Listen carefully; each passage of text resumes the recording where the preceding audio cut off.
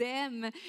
Si jamais on ne se connaît pas, mon nom, c'est Andréelle. Je suis une des pasteurs ici sur le conseil pastoral et je suis vraiment heureuse, on est vraiment heureux de vous accueillir ce matin, en ce dimanche matin spécial. Et on me fait signe parce que c'est l'heure pour les enfants de monter. Ils ont un petit quelque chose de spécial en haut d'organiser pour eux, donc ils sont les bienvenus à aller vers l'école du dimanche.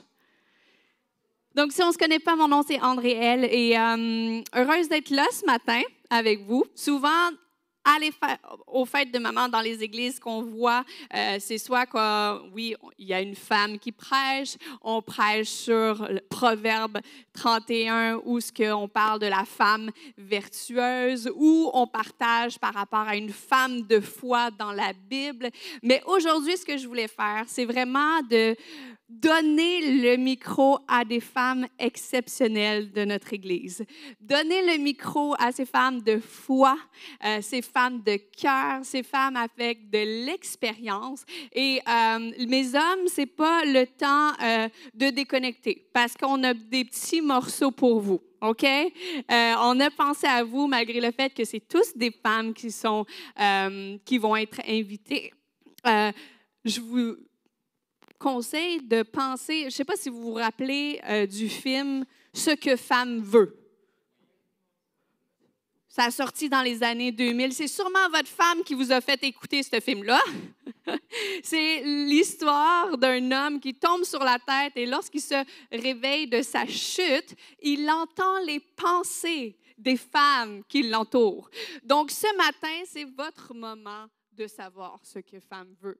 Alors, sans plus tarder, j'aimerais qu'on puisse accueillir mesdames Nathalie, ma chère Linda, ma chère Carolina Nationale et notre douce Cindy. On va vous parler des vraies affaires ce matin. Je ne sais pas si vous êtes prêts, mais moi, je suis prête. Sortez vos mouchoirs. Ça risque d'être peut-être un petit peu émouvant. Donc, bienvenue, mesdames. Merci. Bienvenue sur ce panel. Je suis vraiment heureuse de pouvoir vivre ce moment-là avec vous. Vous êtes belles ce matin.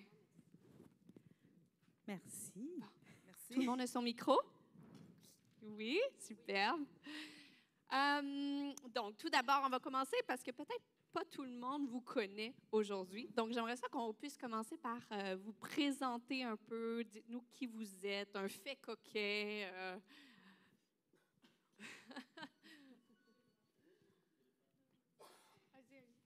On casse la glace. Alors, pour ceux qui ne me connaissent pas, mon nom est Linda. Je suis l'épouse de Michel Simard, celui qui chantait tantôt. Et puis, j'ai 2 enfants et 4 petits-enfants. Et vu que c'est la journée de la fête des mères, quand j'ai connu le Seigneur, c'est à ce moment-là que j'ai grandement apprécié d'être une femme. L'essence qu'on a, puis wow, merci Seigneur qui m'a permis de voir la douceur qu'on peut apporter et tout ce qu'on peut faire en tant que femme. Moi, je m'appelle Cindy. Vous savez, je pense que je suis l'épouse de Patrice. J'ai 3 enfants qui sont adultes dans la quarantaine. Pas tous dans la quarantaine, mais dans la quarantaine. J'ai 8 petits-enfants et bien, j'ai travaillé avec les enfants pas mal toute ma vie et je suis heureuse de pouvoir partager avec vous ce matin. Tu es bien entourée. 8 petits-enfants, tu dois être gâtée. Oui, très. Oui, je suis très bénie. Bonjour, mon nom est Carolina. Je suis l'épouse de Alvaro. J'ai 3 enfants, 2 jeunes adultes et un enfant de 9 ans. Et je suis contente d'être avec vous aujourd'hui. Je remercie le Seigneur pour chaque moment ce matin. Et je voulais vous dire que ouvrez vos cœurs parce que aujourd'hui, Dieu veut nous parler à tout le monde, tant à nous comme à vous. Soyez bénis. Moi, c'est Nathalie. Je pense que la plupart me connaissent si ce n'est pas la première fois que vous venez. Mon nom, c'est Nathalie. Je suis l'épouse d'Olivier. J'ai 3 enfants, ados et pré-ados. Je suis d'origine burundaise. Ça fait 8 ans maintenant en mai que je suis ici au Québec. Et puis, je suis dans le conseil pastoral. C'est toujours un plaisir d'être avec vous. Ah, c'est vraiment génial de pouvoir partager ce moment-là avec vous. Vous allez apprendre un petit peu à les connaître ce matin. Elles ont des pépites d'or que j'appelle cachées en eux, qui vont partager avec vous. Mais vous êtes vraiment des femmes de foi, des femmes inspirantes et tout ça. Puis j'ai vraiment hâte d'entendre vos cœurs ce matin. Donc, allez-y, passons, faites en sorte là, qu'on a une petite tape de café, là, puis on échange là, de ce que Dieu a fait dans nos vies. Donc, on est comme à la maison et on vous invite avec nous, OK? Donc, on va débuter. J'ai quelques petites questions piquantes pour vous. Avant d'être mère, avant d'être épouse, vous êtes toutes mamans, certaines grand-mamans. Avant même d'être épouse, vous êtes des femmes avant tout. Notre Papa Céleste vous a accueillis dans sa famille. Vous êtes des filles de Dieu, des princesses de notre Dieu céleste. Et moi, ma première question, c'est justement, en tant que femme en premier lieu, comment est-ce que Dieu et votre relation avec lui, comment il vous a révélé votre identité en lui? Oui, je vais essayer de répondre à cette question. Il y a un avant et un après Jésus-Christ, d'abord. L'avant Jésus-Christ, c'est que moi, déjà, de prime abord, je viens d'une famille de 6 filles. Donc, mon milieu est très féminin. Donc, je n'ai pas beaucoup de repères masculins. Je suis l'aînée de 6 filles. Mais n'empêche que je trouvais qu'être femme, c'était quand même quelque chose de pas très positif. Hein.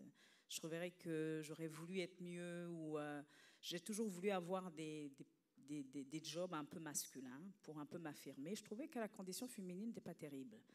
Mais quand j'ai reçu Jésus, c'est d'abord mon identité en tant qu'enfant de Dieu qui a grandi. D'abord, ça m'a apaisée. Mon estime de soi, je ne l'ai trouvée plus dans ma féminité ou pas, mais en Christ. Et ça a été quelque chose de salvateur parce que même quand je me suis mariée, il y a toujours quand même des restes de féminité qui... Hein, j'attends que l'homme fasse ceci et fasse cela. Et puis forcément, les mauvaises idées, les mauvaises conceptions qu'on a là de la vie en général et de la féminité aussi, quelquefois, peut faire qu'on attend tout le temps des autres ou de l'autre pour se sentir rempli.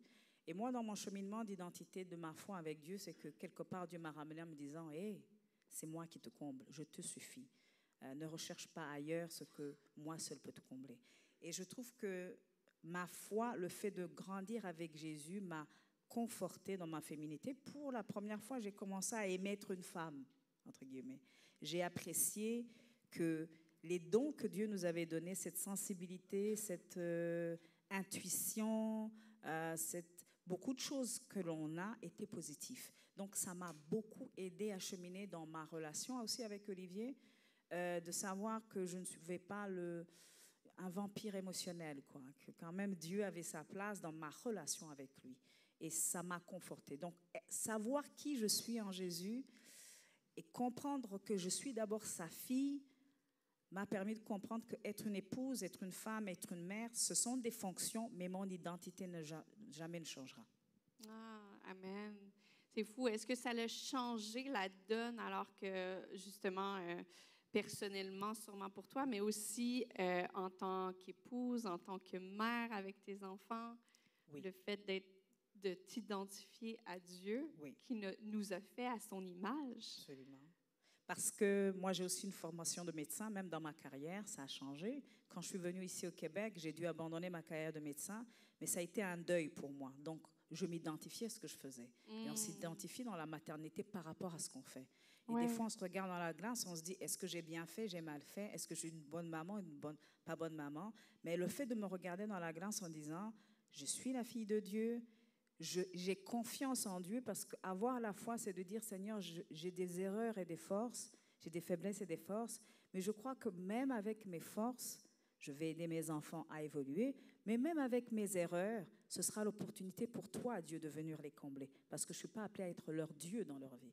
Donc, ça m'a aidé dans mon travail à faire un cheminement en disant, tu as exercé la médecine, mais tu n'es pas l'identité de médecine. Je ne sais pas si vous comprenez un peu la dualité. Ouais. Et le fait de comprendre cela et de bien mettre les limites dans ce domaine-là m'a rassurée, m'a mis moins de pression en tant que maman, en disant je ne suis pas parfaite, apprécier ce que mes parents ont fait de bien, mais en disant aussi leurs erreurs m'ont permis de rechercher Dieu. Tout ça fait que c'était quand même un bon cheminement. Wow! Tu as fait un grand chemin quand même. Oui, qui continue. Puis c'est ça exactement, c'est ce que j'allais dire. L'identité en Christ, c'est quelque chose qu'on découvre aussi Amen. Avec le temps, alors Amen. que les saisons changent, Amen. avancent. Et tu l'as peut-être réalisé en tant que jeune femme avant même d'être mariée, ton identité en Christ, mais alors que tu t'es mariée, Dieu t'a encore façonné. Alors que tu es devenue maman, il t'a encore façonné. Et justement, tu sais, la parentalité, c'est tellement quelque chose qui est grand, je pense que c'est le plus grand rôle qu'on va jouer en tant que mère, en tant que père. Puis, étonnamment, ça ne vient pas avec un manuel. Ça ne vient pas, mais on a quand même la parole de Dieu. On a aussi la Bible. Et ma prochaine question est justement un petit peu plus sur la parentalité. En plus d'être une femme forte qui connaît notre identité en Christ, ensuite on devient épouse et ensuite mère. Comment est-ce que vous avez jonglé avec toutes ces casquettes-là que la parentalité apporte et comment est-ce que Dieu vous a aidé à avoir un équilibre dans tout ça? Oui, moi, ce qui personnellement m'a aidée, c'est l'exemple de ma maman. Parce que je voyais en elle une femme forte, une femme disposée pour sa maison, pour Dieu. Et cela aussi m'a donné un aperçu de comment, en tant que femme, pouvoir suivre l'exemple qu'elle me donnait. Parce que je pouvais voir en elle une femme de foi. Dans chaque situation, elle pouvait, à travers la parole de Dieu, prendre cette force pour pouvoir gérer, parce qu'on est une famille de 8. Ma mère a 8 enfants, moi je suis l'aînée.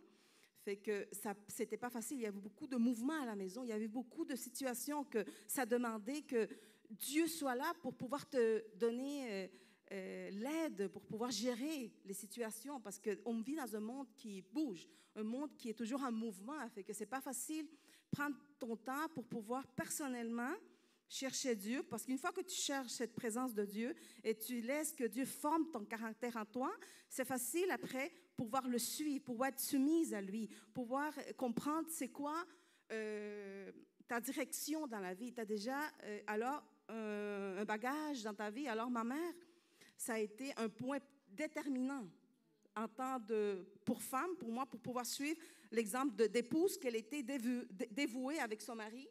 Et aussi l'exemple de mère, que pour ses 8 enfants, elle pouvait avoir le temps de pouvoir les aider, de pouvoir les guider.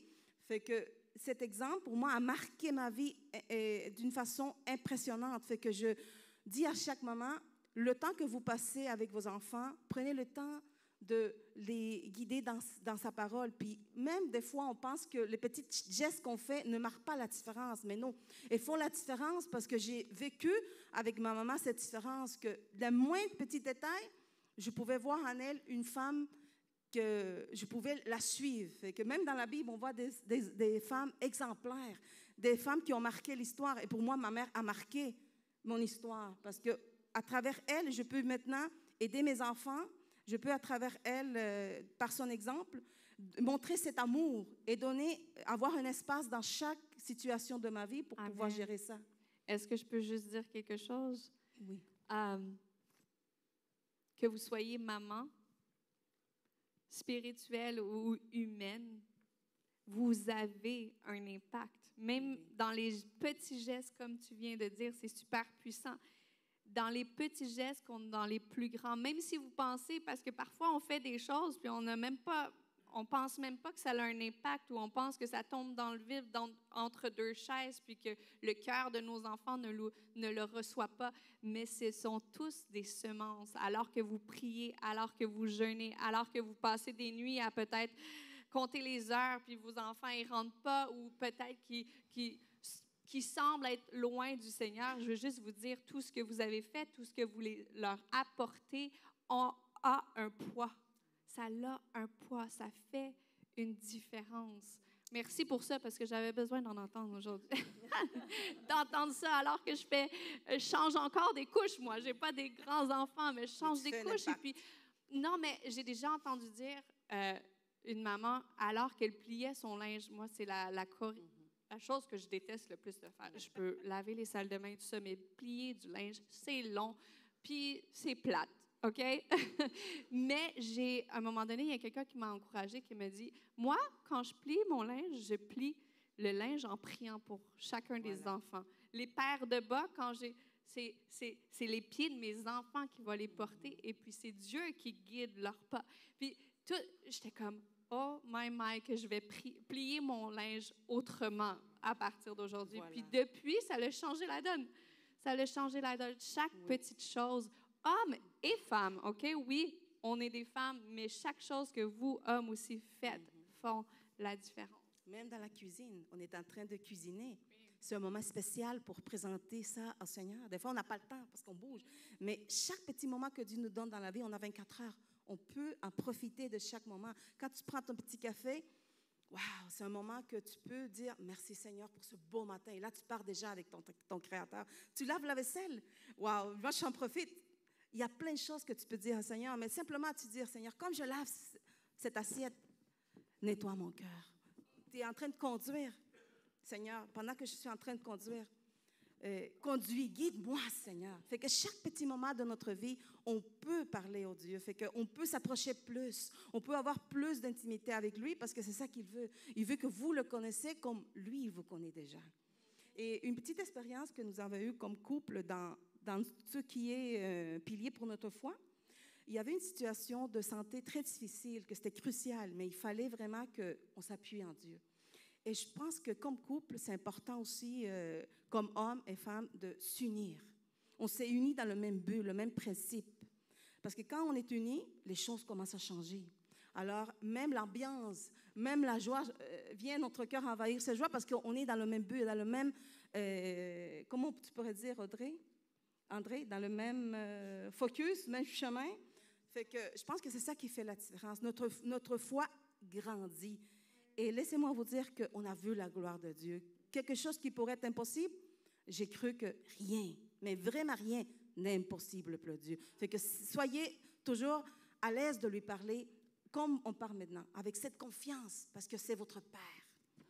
Que Dieu vous bénisse. Amen. Est-ce que parfois, par contre, il y a des moments où vous avez l'impression de ne pas parler le même langage? Tu dis être enligné vers la même vision et tout ça. Moi, parfois, je ne parle pas le même langage que mon mari. On a différentes visions et on doit... Toi aussi? OK, je ne suis pas toute seule. Merci, Nathalie. Je te rassure. Non, je te rassure. Oui, ça peut être difficile des fois, mais j'ai compris quelque chose, c'est que quand Dieu nous a créés, il a créé l'homme, mais il a vu que l'homme avait besoin de quelque chose, et c'était sa femme à ses côtés. Alors, cette femme vient vraiment faire un travail que l'homme ne peut pas faire. Même si tu dis que des fois, on ne se comprend pas, mais d'une certaine façon, on s'aligne à propos de Dieu. On comprend que ce que Dieu... quand il nous a unis, il n'a pas uni juste un couple. Plus que cela, Dieu a pensé. Parce que sans toi et moi et chacun de nous, l'humanité se serait arrêtée. Fait qu'on est importante. Moi, je me donne des types des fois que j'écris, qu'est-ce que je fais? On peut avoir des pensées négatives. Alors moi, je les écris et je les présente devant Dieu. Je dis, Seigneur, je ne peux pas avec ça, mais toi, tu peux faire la différence. Fait que c'est facile quand tu crois que Dieu va agir à ta faveur. Oui. Amen. Donc, on est complémentaires dans tout ça. Oh oui. Mon mari aime la chasse. Ça fait des années qu'il essaie de me convaincre à aller chasser avec lui. Puis je suis comme, non, moi, je préfère aller faire mes ongles, là. Un petit pédicure, une petite manicure. Ça va pour moi. Me passer des heures dans une cache, c'est pas pour moi. Mais on a, c'est ça, des affinités, des différences, mais qui se complémentent en Dieu. Et c'est comme ça que nos visions collide. Quel serait le mot français pour dire ça? Ça couple. S'amalgame. Merci. Merci la prof de français en toi. Mais qui vient se complémenter pour mieux avancer ensemble. Prochaine question. Y a-t-il eu justement un moment dans vos vies de couple où la foi a été un pilier tournant. Tu l'as dit, je pense un petit peu, tu as répondu à cette question-là un peu, hein, comme quoi que justement, quand vous venez ensemble, quand on a prié, on s'est unis dans le même but. Et des fois, on a vu que des fois, ma foi ça peut s'affaiblir. Hein? Mais je suis là pour l'appuyer, comme tu dis. Ouais. Je suis là, je dis non. Dieu va agir, Dieu va le faire. Amen. Et quand je sens que lui, il sent que moi, ma foi commence comme, je dis, à descendre de niveau, là, il est là pour m'encourager. C'est incroyable.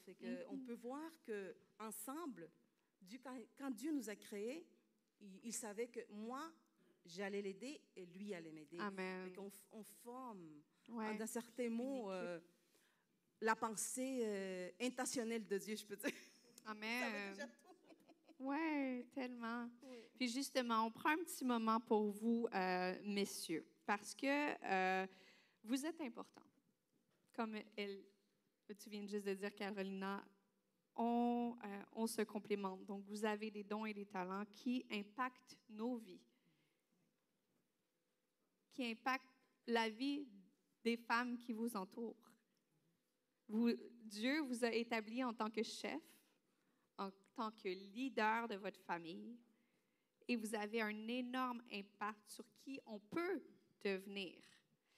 Donc, quel conseil donneriez-vous à un homme qui désire mieux comprendre, mieux soutenir, mieux honorer sa mère, sa femme ou ses filles? On voulait tous répondre à cette question-là. J'ai dit, on voulait tous répondre à cette question-là. On a plein. En toute humilité, je vais m'adresser directement aux hommes comme une mère à son fils. Mon fils, si tu désires sérieusement aimer ta femme, tourne tes yeux vers Jésus. Comprends ce qu'il a fait pour son Église, qu'il appelle son épouse. Il est écrit, Marie, aime ta femme comme Christ a aimé son épouse. Il s'est offert pour elle. Sois ce genre d'homme pour ta bien-aimée. Choisis de te laisser transformer par Dieu à l'image de Jésus. C'est un processus. La barre est très haute. Tu n'y arriveras pas tout seul, mais surtout ne te décourage pas et reviens toujours à celui qui peut produire ces magnifiques fruits en toi. Ton épouse non plus n'est pas parfaite. Elle est aussi en apprentissage. Mais ta bonté, ta patience et ton amour inconditionnel pour elle l'aidera à cheminer elle aussi. Jésus a dit, « Je suis doux et humble de cœur. » Alors toi aussi, sois doux et humble de cœur envers ta femme. À son tour, elle te manifestera beaucoup plus volontiers de la douceur. Tu seras une belle influence pour elle. Le roi des rois, je dis bien le roi des rois, est venu non pour être servi, mais pour servir. Mon fils, sois reconnaissant pour cette compagne que Dieu a placée à tes côtés. Elle emmène large. Avec les enfants quand ils sont tout petits et qui ne marchent pas. Juste aller faire des courses, c'est une aventure. Je vous le dis. Je te le dis. Et quand les enfants sont plus grands et qu'il y a des devoirs, c'est tout un contrat. Elle a aussi les cours, les rendez-vous chez le médecin, les rendez-vous chez le dentiste, l'entretien de la maison, les repas, les chicanes entre les enfants à régler, le bénévolat à l'école et, la plupart du temps, un deuxième travail. Pas besoin de continuer, je pense, pour que tu comprennes à quel point elle a besoin que tu prennes le relais et que tu l'accompagnes dans tout ça. Elle a besoin de sentir que tu comprends ce qu'elle fait pour la famille. Elle a besoin de ne pas se sentir seule dans ces tâches qui ne finissent jamais, qui sont sans fin. Que vous faites une équipe, que vous êtes deux à être serviteurs. Sois fidèle, montre à ta bien-aimée qu'elle est la plus importante, la plus aimée, qu'elle a toute ton attention et que tu seras toujours là pour elle. Sois amoureux de ta femme sans réserve. Prends-la dans tes bras chaque jour pour lui démontrer ton amour. Regarde-la avec admiration, qu'elle comprenne qu'elle est la plus précieuse pour toi. Investis dans ta vie de couple. Ne laisse rien devenir un obstacle à votre amour.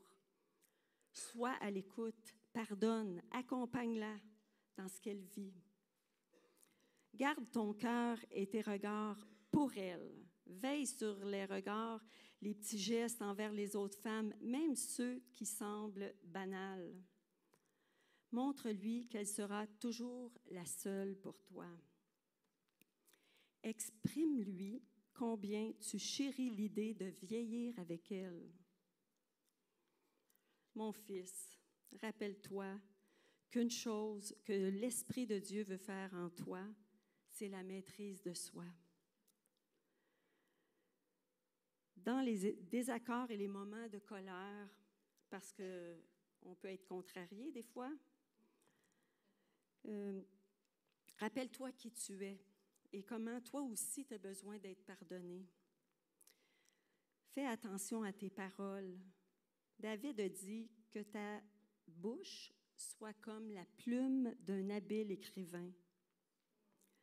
Enfin, le plus beau cadeau que tu peux offrir à ton épouse, c'est d'être un homme qui marche fidèlement avec Dieu. Amen. Je vais parler au nom de ta fille. Papa, aime-moi. Fais-moi sentir. Je t'ai émue tout d'un coup. OK. Ne bouge pas. Une petite respiration. Papa, aime-moi. Fais-moi sentir que je suis précieuse pour toi, plus que les pierres précieuses, plus que les pierres de grand prix.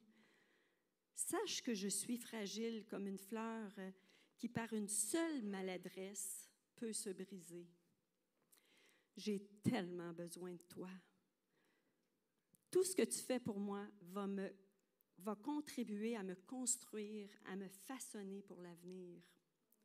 J'ai besoin d'être valorisée, admirée et dirigée dans ma marche avec Dieu. Et moi, je vais toujours t'aimer. Tu seras toujours mon papa et j'aurai toujours besoin de toi. Sois présent et à l'écoute de ce que ta mère, ta femme et ta fille ou tes filles vivent. Encourage-les dans leurs aspirations. Prends du temps avec chacune d'elles. Sois un homme qui les tire vers le haut plutôt que vers le bas. Ce que tu penses compte énormément pour elles. Et surtout, le plus beau cadeau que tu peux offrir à ta mère, ta femme, ta fille, c'est d'être un homme qui marche fidèlement avec Dieu. Ah oui, Patrice, je ne sais pas s'il m'entend, merci d'être ce genre d'homme. Amen.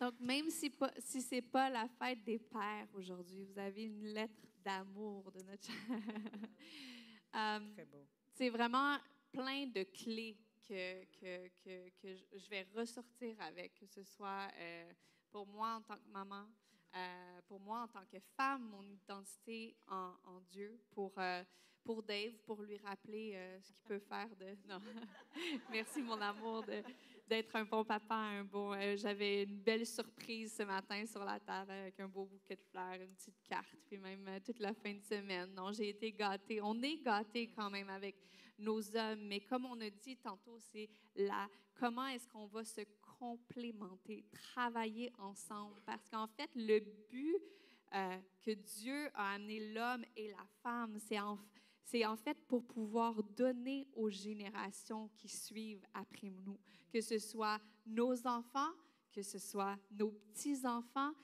Dieu veut répandre sa parole.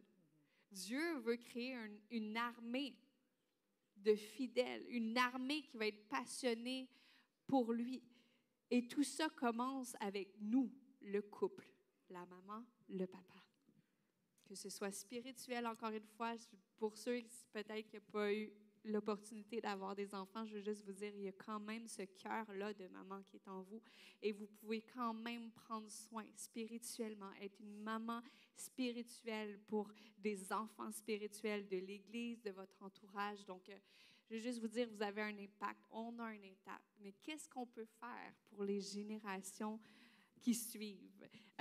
C'est quoi l'impact qu'on peut avoir en tant que... moi, je ne suis pas encore grand-mère, mais il y en a ici qui peuvent nous partager un peu leur vécu. Puis, qu'est-ce que ça fait d'être grands-parents? Puis... Oh là là! Être grand-parent, je sais qu'il y en a une couple ici quand même. Puis, moi, j'ai tout le temps aimé être une mère, une épouse, parce que moi aussi, j'ai un merveilleux mari, Michel. Et j'aimais être une épouse, j'aimais être mère, et je raffole d'être une grand-mère. Quand notre fils et sa conjointe nous a annoncé qu'il était pour avoir un bébé, oh là là, on était tellement heureux, j'arrêtais pas de pleurer parce que je croyais pas que c'était pour arriver. Puis, à un moment donné, je me suis dit, mais ça fait quoi une grand-mère dans la vie?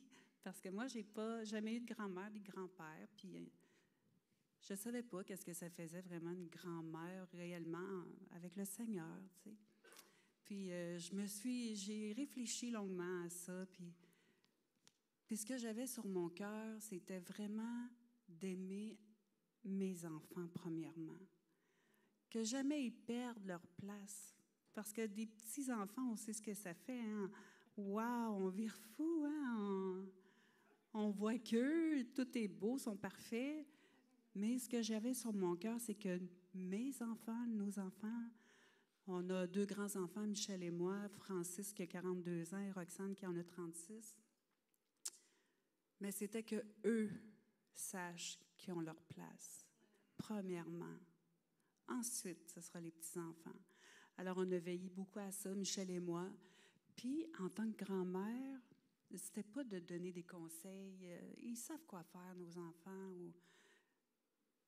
C'était de les encourager, nos enfants. Encourager nos enfants.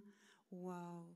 Le moindre petit geste qu'ils faisaient, l'activité qu'ils faisaient pour leurs enfants, la tendresse qu'ils leur démontrent, la fermeté aussi dans l'éducation.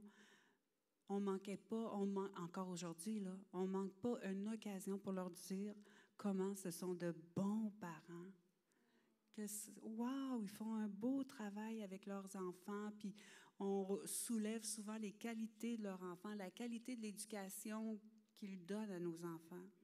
Et Michel et moi, on a un défi supplémentaire parce que nos enfants ne suivent pas le Seigneur.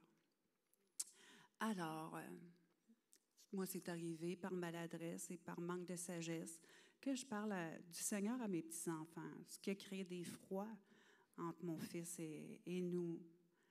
Puis on a réfléchi à ça, on a demandé conseil à des gens expérimentés aussi, puis ils disaient « Démontre de l'amour, Linda, démontre de l'amour, parle pas du Seigneur ».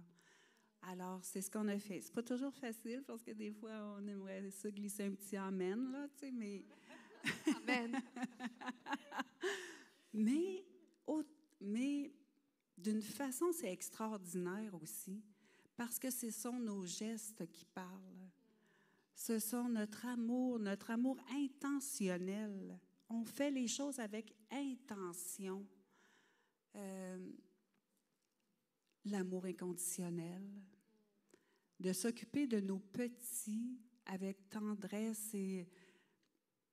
Tu sais, nos enfants le voient. Nos enfants voient la différence qu'on apporte à nos petits-enfants et à eux aussi, parce qu'intentionnellement, on va garder nos enfants une fin de semaine. Intentionnellement, je vais aller à l'école, faire du bénévolat avec nos petits. Puis ce qui est important aussi en tant que grand-maman, je vais parler pour grand-maman, c'est de les faire sentir tellement uniques et tellement merveilleux. J'aime rappeler à mes petits-enfants quand ils échappent leur jus d'orange, puis que c'est pas grave, mon chéri, viens, on va l'essuyer. Tu sais, de jamais c'est tellement précieux être grand-mère. Les grands-mères qui sont ici, je pense qu'ils peuvent confirmer la chose. Là. Fait que... Absolument. 8 fois, toi, hein? Ah, c'est Ça fantastique. me donne le goût là, d'être Oui. grand-parent, mais j'ai encore un que- petit bout à faire de mon côté. Mais juste pour dire qu'on espère qu'à travers nos vies, puis le Seigneur n'a pas encore, c'est pas encore dévoilé à nos enfants, mais il le fera, qu'ils vont pouvoir dire, ah oui, on a reconnu ça en nos grands-parents. Ouais. J'aime ça parce que ça me fait penser à deux choses. Une chose, Dieu, notre Père, nous laisse libres de choisir si on veut le suivre ou pas. Alors que tu laisses cette liberté-là à tes enfants, à tes petits-enfants, mais que tu sois toujours un témoignage, ça fait toute la différence. Dans le fond, nous, on aspire à être plus comme Dieu, comme Jésus, et c'est exactement ça qu'il a fait. Il a prêché la bonne nouvelle. Ceux qui voulaient venir, venaient. Ceux qui choisissaient autres, voilà. Mais je vois aussi un arbre. Tu sais, on est tous des arbres. Dans la Bible, Dieu compare souvent notre vie de foi à un arbre qui porte du fruit. Le fruit est pour qui? Pour l'arbre ou pour ceux qui l'entourent? Alors, il est pour vos enfants, pour vos petits-enfants, sans nécessairement dire « la parole de Dieu a dit », parce que c'est souvent ça, la loi tue, mais l'amour vivifie. Donc, vous faites goûter aux fruits de l'arbre de Dieu le Père, et puis un jour, ils vont réaliser que ça venait directement du ciel pour eux. Donc, je le déclare pour tes enfants, pour tes petits-enfants, pour les familles, pour les générations. Et est-ce qu'on peut juste remercier, mesdames, de juste cette sagesse-là, cette expertise qu'on est toujours en train de cheminer, oui, mais je pense qu'on a à apprendre les unes aux autres. J'ai aimé aussi le fait que tu es allé voir, te demander conseil. Quand on ne sait pas quoi faire, l'Église est là. Les frères et les sœurs du Seigneur, on est tous là pour pouvoir s'encourager, puis juste donner des conseils. Ça, c'est super important pour moi et Dave. On a des mentors dans nos vies qui nous aident à cheminer parce qu'on n'a pas toutes les réponses, puis c'est correct. C'est correct. Donc, merci, mesdames, pour ce beau moment. Merci pour qui vous êtes. Merci d'avoir partagé avec nous aussi. Je vais juste terminer en priant, puis si l'équipe veut venir se réinstaller pour un dernier chant, vous êtes les bienvenus. Donc, merci Seigneur.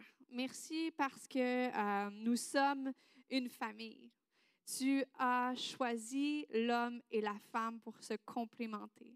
Tu nous as fait à ton image pour une raison très précise. Seigneur Dieu, je te prie qu'on puisse ressortir de ce dimanche rempli d'espérance, rempli de trucs et d'astuces, qu'on puisse continuer à grandir dans la foi comme toi tu le veux, Seigneur Jésus. Aide-nous à vraiment travailler main dans la main ensemble pour faire avancer ton royaume, pour faire avancer chacune des familles qui sont représentées ici. Je te rends gloire, Seigneur Dieu, pour ce que tu vas faire cette semaine, ce que tu vas faire dans nos cœurs, comment tu vas nous parler à être plus attentifs en tant que parents, en tant que grands-parents, Jésus. Et je te remets toutes choses entre tes mains. Et tout le monde dit Amen, Amen, Amen.